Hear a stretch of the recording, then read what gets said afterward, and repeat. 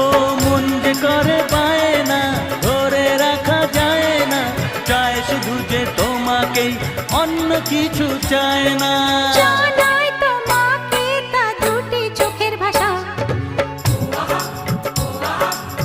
এই তো ভালোবাসা।